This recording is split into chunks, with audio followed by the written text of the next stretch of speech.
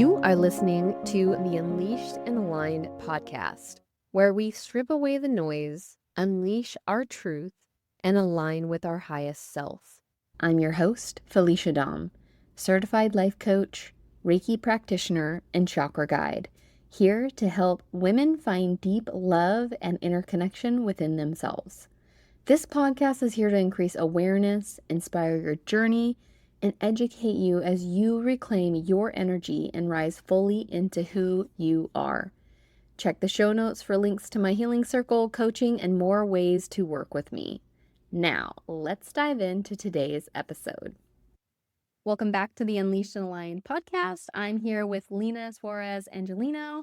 She is an international speaker, licensed clinician, social worker, author, and burnout consultant for nonprofit, schools, and companies.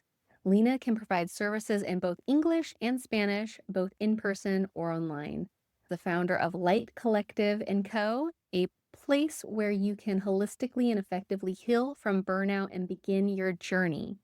Light, L-I-G-H-T, stands for Let It Go, Here Today. Lena has been featured in over 40 publications and interviews. Additionally, Lena is a disability advocate for her son and founder of Central Jersey Special Needs Community, a place for caregivers and providers to connect and support one another. Thank you for being here, Lena. I'm so excited to talk to you today. Thank you for having me. I appreciate it. You are on this July-themed Special Needs and Disability Awareness Month podcast. So tell me more about your son and how you became an advocate. Where do I start? Zachary is a true joy. For a visual of Zachary, you can picture a little miniature Maui. He has curly little hair, he's got his little olive skin, and he is just a joy. He's about to turn 7 this month, so it's a very special month for us. When's his birthday?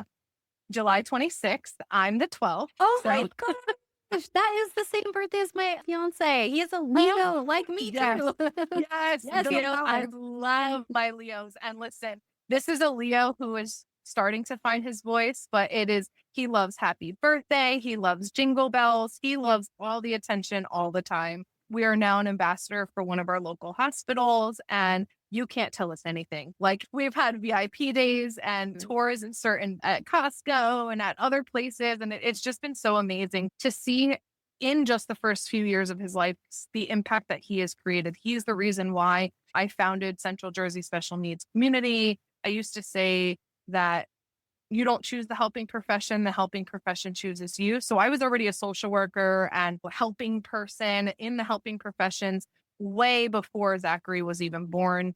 But now I feel like I found my corner in the world where I can scream from the rooftops and it'll be okay. So he has just opened up the doors in so many avenues, and I can't wait to tell you more. Oh my gosh, I love it. Do you mind me asking what kind of special needs that he has? I wish I could tell you because the doctors still don't know after seeing 4 different neurologists. We've done whole genetic testing. We have also done 2 MRIs. Everything comes back beautifully clean. It comes back without any concern, without any issues. We traveled to multiple hospitals, all for them to shrug their shoulders and say, I don't know, keep doing what you're doing. And so it's been definitely a journey that our next step is the Undiagnosed Disease Network, which once you do all of the genetic testing in the traditional sense, this is really that next step for parents and caregivers to go to hopefully see if there is a genetic cause for the disabilities. But right now, Zachary doesn't really walk yet, and he doesn't really talk. He's a little verbal, but I like to say it's more umbrella words. So the official diagnoses that he has, we have autism, which that was also that can be a whole nother episode in itself on the advocacy alone on that.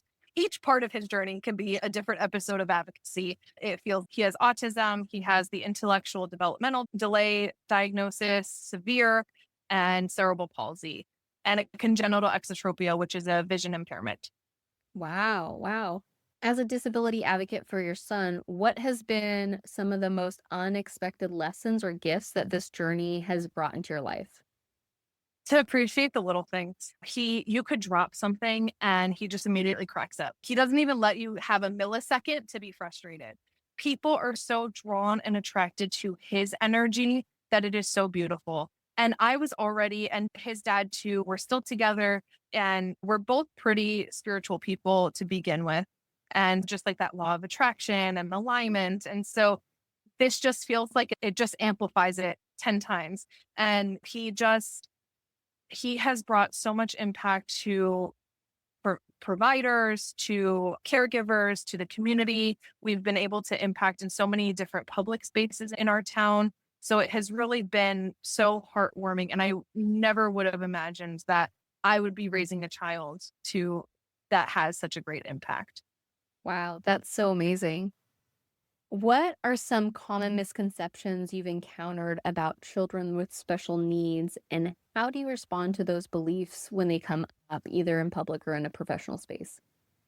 He goes to a school all for kids with disabilities and medical complexities. So we are a lot more exposed to disabilities than the average person.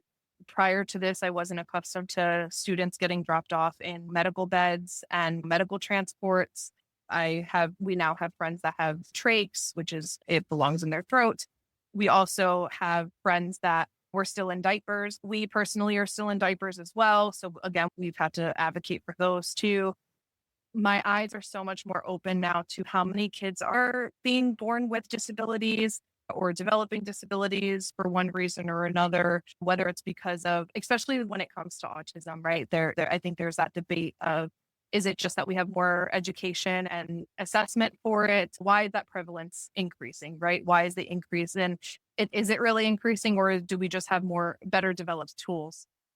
Then I also, this one really gets to me, but because he goes to a school for kids with medical complexities and disabilities, sometimes I wasn't prepared for our yearbook to have in loving memory pages. And there's more than one student on there. Wow. And so that was something that I was not prepared to experience whatsoever. And child loss isn't easy for anybody. And I think it weighs even more when these are his peers, these are his other students in the school. I remember when one of our students in our town he was battling cancer, and the entire town knew about it, right? The entire state probably knew about it.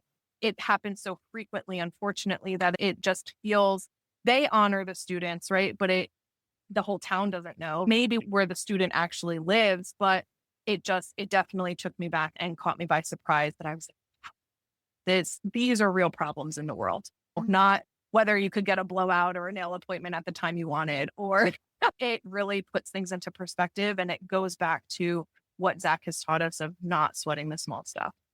Yeah, I love that you mentioned that. One, it never really occurred to me until you just said it, but you're right. When there's a school that is not used to having kids with special needs or things that could terminate their life sooner, then you have someone with, like, cancer or something. Like, I literally, there's a school down here, and they have a park dedicated to the child, and so many people remember the child. I seen when we first moved here 10 years ago, it had just happened, and so people had flyers up, they had posts on their cars. It's not very common in most schools, and then you're in a school that has more children with special needs, and that could occur more frequently. And like you said, it's not as blown up in Mhm, the community as it mhm, probably should be, right? Which is something that I think that people should be more aware of. I think that's mhm. such a great thing. And don't sweat the small stuff. I love that you said that as well, because you're right. When somebody is living a life and they have quote unquote fairly healthy people around them all the time, you can get in this concept of just, oh, I couldn't get into here, or there's traffic here, or whatever. And you don't think about these people that are struggling like daily with if their child's going to be okay, or if they're, even if it's not a child, if it's somebody, a loved one that they have special needs for, and they don't know if they're going to be able to walk around their house or not hurt themselves in a daily manner. So I think that those are really good things for the listeners, especially to think about, that aren't maybe going through that have no awareness, and they are going about their day. Oh, I wasn't able to get that parking spot up front that I wanted. And there are so many perspectives that I even was not aware of until raising Zach, or until he's become bigger. Did you know that average weight limit for one of the baby changing tables is 50 pounds. We have surpassed that since he was probably a year and a half, maybe, and he's 7, right? So put that into perspective. So we need full size changing tables, and we've been able to advocate for that in a couple of our public places that we frequent, and we've been able to get full size changing tables. We've been able to, so again, just that small impact of, you don't know, right? There's such a push for, I believe that every generation has an awareness that they're trying to promote and create.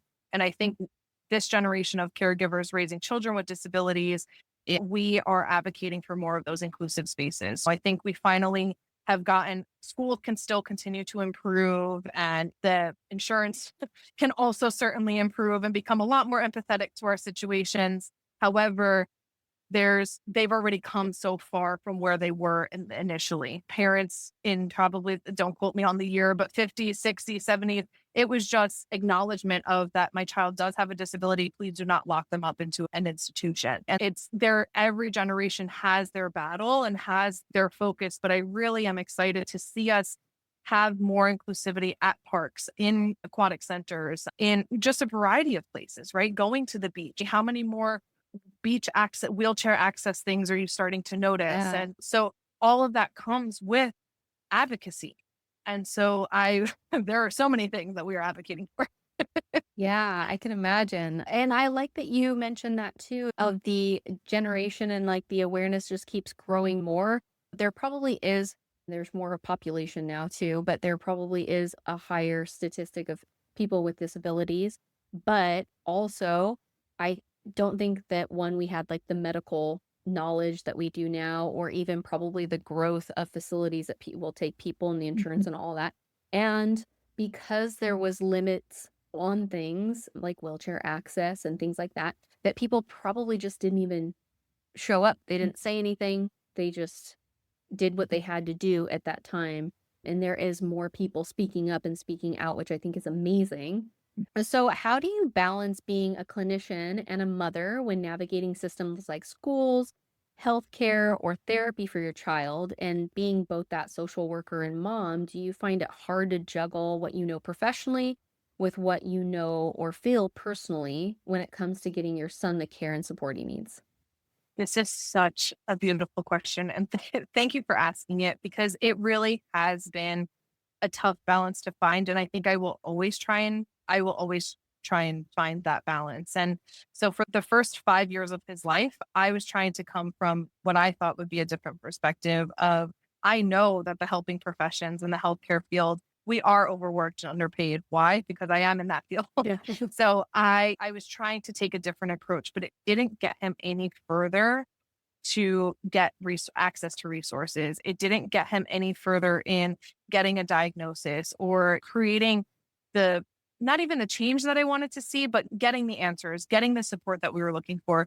And what I noticed from a professional standpoint is everyone was recycling the same 5 old resources that existed well before the pandemic, and they either don't exist anymore or they have long wait lists. And so that's where that burnout, and that's where that professional frustration and honestly professional embarrassment came from. I used to work for our children's system of care and still do, and from the mental health side of things. And I am so embarrassed that they can't even assign case managers for us. We don't get a dedicated person where we get to develop relationships with, unless you have a mental health component assigned to it too. Some of ours don't. His is more behavioral, but you have to act as if it's all these mental health major things. So you at least have a point person to talk to. Yeah. Otherwise, you're just talking to a stranger about the most sensitive topic and the most challenging topic. And when you start to get emotional, they say, oh, call the hotline, or we need resources for adult diapers. And they give you the same 2 resources that exist in the state. And it's like,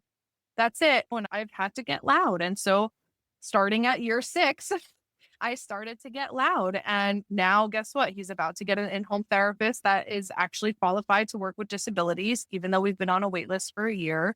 We've been able to finally get his autism diagnosis after being denied twice and being told our nonverbal child was too social to be autistic. We finally got denied our adaptive stroller 3 times and forced into a wheelchair, which actually was a blessing. We still don't have Medicaid for him because he's not disabled enough. Like, it's just a Wow. lot of things that I am shocked from that professional standpoint of, I thought the mental health field was bad and had a lot of red tape and had a lot of things fall through the cracks. It's even worse when it comes to disabilities. And that is a shame. Yeah. I had Allison Hayes on who wrote a book about disability and advocacy and like how to work Mhm. through the systems and stuff. And I have not had to go through that myself, but just hearing some of the things that have to happen, it's crazy. And I also think people that don't go through it need to be there to support the people that are going through that kind of stuff to help in that advocacy. Just because you're not going through it doesn't mean that there's not a friend or family member that's out there struggling as well. Correct. And there, a lot of times people are starting to say it's not if you become disabled, it's when you become disabled. As we age, there becomes limited mobility. We hope that doesn't become our story, but there's that higher likelihood. Or delivery drivers can benefit from a ramp when they're carrying heavy Right. packages. Like, everybody, there's a lot more to an inclusive design that can help all of the community, not just people that have disabilities. And I'm a big believer that we're not going to be 100% accommodating to everyone's needs 100% of the time. That is physically impossible. That is virtually impossible. However, we can do a lot better. How? By having a little bit more ramped access, by having a lot more full size changing tables accessible, by having, just in general, creating more spaces that you can change a small baby on a full size table. You can't Right. change a big baby or a grown adult in a small changing table. So that's where it's just increasing those conversations and making a point to it. Even with, I've had to ask for waterproof wheelchairs at pools and swim facilities. And they're like, why can't you just use the chair? And let me put into perspective. You get him out of the pool, fine. You put him into the chair. You bring him into the bathroom. Maybe you change him dangerously in the bathroom. Yeah. And then you put him back where? In a soaking wet chair? Will you sit in a wet on your wet towel after you just changed? No, you move your towel or no. And yes, could we put a towel? Could we put a thing? Could we put, sure. But we're already lugging so many other things. It's like, you are the public space for the community. You are the community center. So accommodate to your community. Yeah, exactly. So what would you say to parents who are at the beginning of their journey who may feel overwhelmed, maybe isolated or afraid after receiving a child's diagnosis? I wish someone had done this for me. And it's like, I would want to have them walk me down 5 years from now, so that I can start to be aware of, because it's actually a blessing in disguise that we got denied the stroller 3 times, even though it zapped all of our energy at that point in our life. But it's actually better that we're in a wheelchair now because of the communication device that he's going to trial can only mount to wheelchairs and not adaptive strollers. I wouldn't have known that pushing for it 2 years ago. So and we're always optimistic for our child. I think there's a whole grief process that occurs and continues to occur with every milestone and with every age and whatever the case may be. But so I think there was some being in denial of, oh no, he'll walk, or oh no, even now, I don't think we're still ready for a wheelchair van, although he's getting bigger, right? And so we are seeing the benefits and the pros to having a wheelchair and having a wheelchair van. I think that would be the biggest piece, because someone did tell me early on, you can't fight everything all at once, but it feels like you have to. It feels like a really bad game of chess, because your first move dictates 10 moves from now.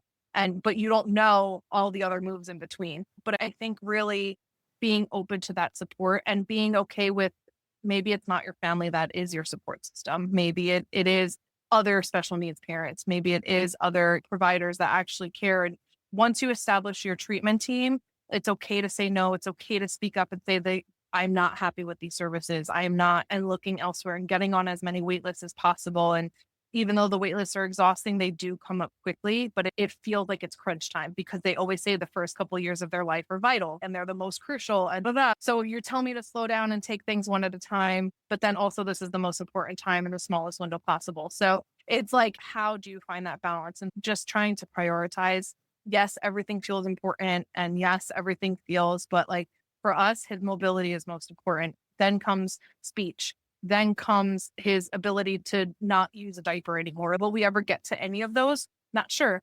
But that's how we try and prioritize. Insurance also forces us to choose one because they only cover 60 visits across OT, PT, and speech in a calendar year. So you get to choose if this kid's walking, talking, or dressing himself because Wow. we only get so many in a calendar year, which is overwhelming. And you just feel like your hands are constantly tied and your wheels are constantly turning. And I'm a very type B person, ADHD, in case you couldn't tell.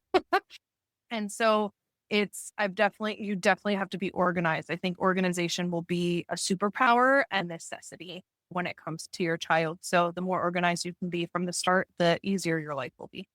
Such great advice. And I think that's, So much. yes, yeah, I think that you've hit it on the head too. Like I said, I don't have special needs, but I think, if I could put myself in that position, it would be very overwhelming and I would assume I would want to tackle everything, just like you said. And so I think that's good to know that let's get organized. Let's do one at a time. Let's like prioritize this as top priority and down and just do what we can because that's all you can do, really. Yeah. And think about historically, like women's health has been dismissed so much. Think about it from that perspective for listeners who may not know or aren't in a caregiver role. It's how many times have you had to gone back to the doctor or have seen multiple doctors for the same symptoms and Yeah. the same ailments? It's if you had documented proof and you can shove all this evidence. And even with that, sometimes they're like, yeah, I don't know. It's still just anxiety, right? Like you still get dismissed. But the more paper trail you can create for yourself, the more ammo you have for them to advocate for yourself or to advocate for your loved one and you don't have to scramble and find it. That's what's delaying us applying to the undiagnosed disease network because they want us to start from the very beginning in the Oh, most detail possible. And I'm like, oh, okay. And that just feels like a mountain to climb. Yeah, I have other thoughts, but I'm going to let you talk. it sounds like you're extremely resilient, but I would love to know how has your son shaped or expanded your understanding of what it means to be resilient, not just for him, but also for you and for your family. That's actually relates to the story I was about to share. So Oh, I'm glad I waited to ask for you to ask the question. So I almost picture it as you get the ball rolling on something and then you come to a mountain and you need to build support systems or resources to help you climb over the mountain because you can't lift that ball using your hands. Like you have to use other people to get that ball back up to that top of the mountain, to get that ball rolling again until you hit that next mountain. Because that's what they always feel like. It feels like you're constantly climbing. And that's really what speaks to the resilience. It speaks to you do have to keep pushing. And everyone loves to say you have to take care of yourself. And yes, that's true. And everyone loves to if you Google caregiver, soon enough, you'll find the word respite associated with it. And respite it's great, but it's also not realistic. I'm a professional respite person, which that respite is intended to give caregivers a break. But when at 10 o'clock at night, they're not going to bed and they're having a meltdown, is anyone coming to my house and helping and putting him to sleep for us while we try and go to sleep to go to work in the morning? No, so that's really when I need respite. People ask for help. And if the honest help I need is, yeah, take my 96-pound child out of the car and put him into his 3-piece wheelchair that you don't know how to assemble yet. Oh, okay. No, don't worry. I'll do it because and so it's I've learned to stop and say, instead of saying, no, thanks, I got it. When they ask for help, I'll say, or if I want help, I'll say, sure. What did you have in mind? So then they can start offering what they have capacity to help with and you see me struggling or you see me needing some type of support, but you're not quite sure what. And so it just puts it back into that perspective of how can I really help them? And it's not to shut it down or be ungrateful because they want to receive the help. That has been a hard lesson to learn, but there is that resilience comes with support. And so I can't do this journey alone. I have different strengths than his dad does and that the school does. We are blessed that we have not had to advocate for the school, but many families do. That is a very big part of a lot of people's journeys. And we let the school do what they need to do in order to teach our kid. And now he's leaving and now he's trialing, the eye gaze to work on communication. He is taking steps in a gait trainer. And that has all been done because of the therapies and the support and the staff and the teachers at school. So that is part of our village. I like that you mentioned, I think that's so important when you ask, what does that look like, you helping? And like you said, it is not to dismiss it or anything, but it's nice to understand realistically instead of getting frustrated. Do you have capacity for? And where are you at? Mhm. So I love that you said that. And I think that honestly can be useful in a lot of different scenarios, not just for special needs. I think when we, instead of taking that, I want to say like frustration approach, just, Yeah. Stop that knee jerk reaction of no thanks, I got it. I'm sure you've said that at least once in your life. I'm oh, sure I'll bet $100 on yes, every single one of your listeners have at least said it once in their life, right? Like yes, it is so common for us to say no thanks, I got it for one reason or another, when really deep down, we could use the help. And sometimes you're just not open to receiving the help either. There's a lot of shame, embarrassment, guilt from there's a morality that's tied to it a lot of the times, or a society ties a moral compass to it, but that's not the case. yeah, yeah. So I want to talk about the Central Jersey Special Needs community that you founded. What inspired you to start the Central Jersey Special Needs community, and what kind of impact has it had on caregivers and providers since its creation? I'm excited. We're continuing our history where we hit 1,000 members within the first year of starting. We've now hit 2,000 members in the second year of being in existence. And Wow. it has been so beautiful. We've had an inclusive spring event where, an Easter egg hunt that didn't require kids to have to run around and go into the grass and stuff to find eggs. And the story that I think really resonates with me, and one that I'm most proud of, is there was a little boy, and the mom actually wasn't even a member of our community, and her OT happened to post in our group and had said, "Hey, there's this little boy who was having a birthday party, and the two people that RSVP just backed out, and mom is afraid, and no one else RSVP'd from his school, and she's afraid that nobody's going to show up and they can't get a refund and all that stuff. Is there any way anybody can come and celebrate this boy's birthday? Don't you know we filled the entire bowling alley? Like Wow. it was, and within 2-3 hours from it being posted, and Wow. my partner turns to me. I got chills just thinking Yeah. about it. My partner turned to me and said, "You did this because of Wow. your group. You did this and you made this possible." People traveled an hour. People got him gifts. The table was filled. And it's not about the gifts, but it's about celebrating a child's life. It's about community. It's about that village. And they were on the, and even people were commenting, "What does he like? What?" And she's, "Nothing. Please don't. Yeah. Please just come. Just please just be here." And it really warms my heart. And that's what it's about. It's about being able to know that when we are no longer here, there are other people out here looking for him. There are other people that are taking care of him, because if I were to leave it to, my mom's older than me, it chronologically, it just doesn't make sense. So it's knowing and creating that village where we can. Oh my gosh. That got me a little emotional. That's so sweet. I love what you're doing. That is amazing work. Community can be so powerful for healing and support.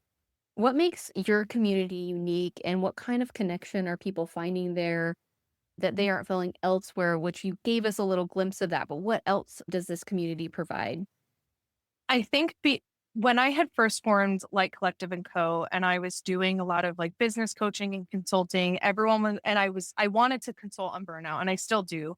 But there, a lot of the guidance was, you're a therapist. That's what makes you unique. But it's, you put me in a room full of therapists and we're all talking about burnout and self care. We're Right. all just, this is what we made it, and we're burnt out, and this Yeah. is how you take care of yourself. So I felt like I was a little lost in my branding and in my image. And now with Zach and seeing his journey and really embodying what it means to be a caregiver, what it means to be a disability advocate, what it means to just to really speak up and bring that community together, I feel like I finally found that corner in the world where I can bring that social work perspective and the caregiver perspective into one person. And because so many times I've had providers that the only experience that they have with children with disabilities is when they're in a professional setting. And guess what? A professional setting ends at 5 o'clock, or it's only 2-3 hours. It's not 24/7.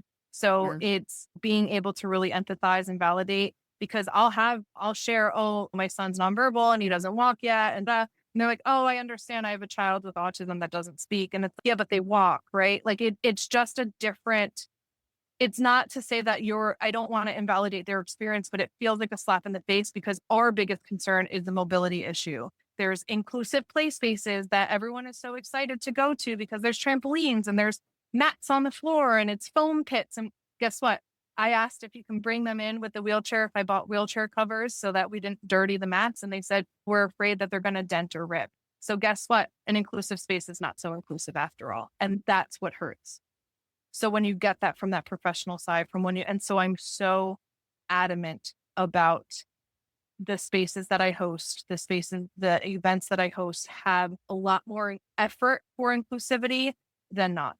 And even when we had that inclusive spring event, I brought a full size changing table with me because that was what one of our needs were, because I wanted to make it a safe space for the majority. And so it's, again, we're not going to be 100% accommodating to everyone's needs 100% of the time. But again, we can do better.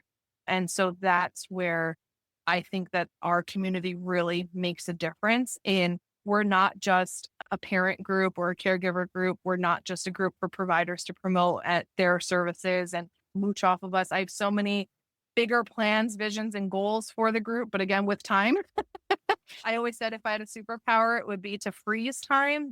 I don't need to travel into the future. I don't need to levitate and teleport, but I just need to like pause where I'm at right now so I can do all the things Yeah. and like press play again and resume life. So not miss a beat anywhere else. Yeah. But that's not realities.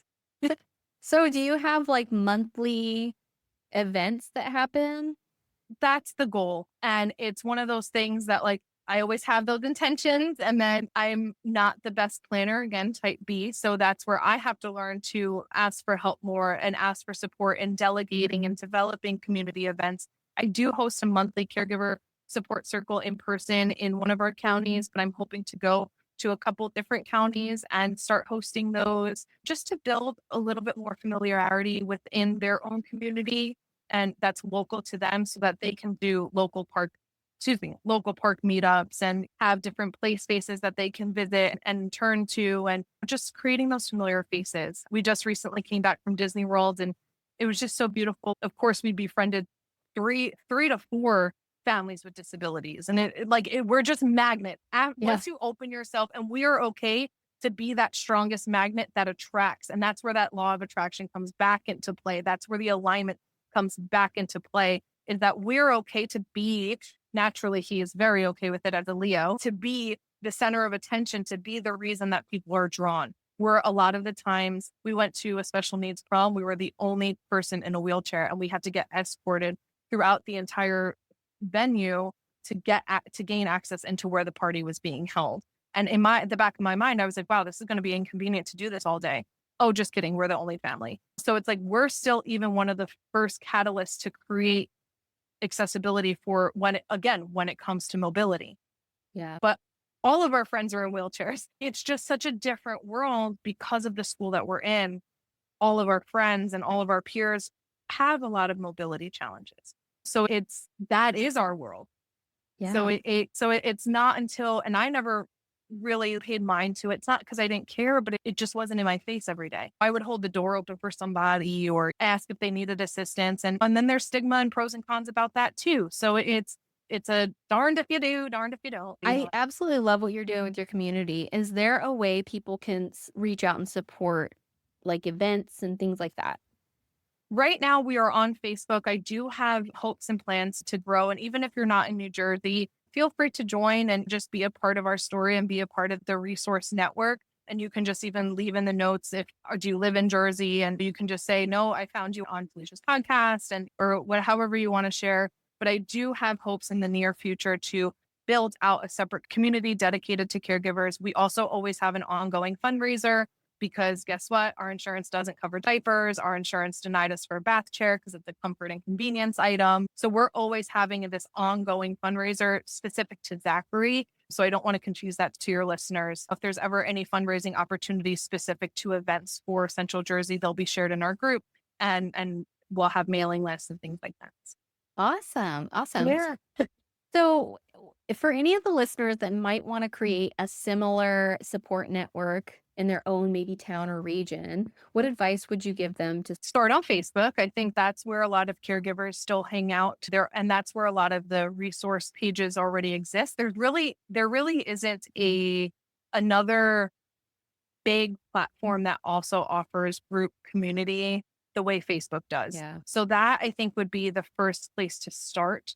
Also see if there are family success centers near you. And so those are a lot of the times I love our family success center, and that's where I have our caregiver support group.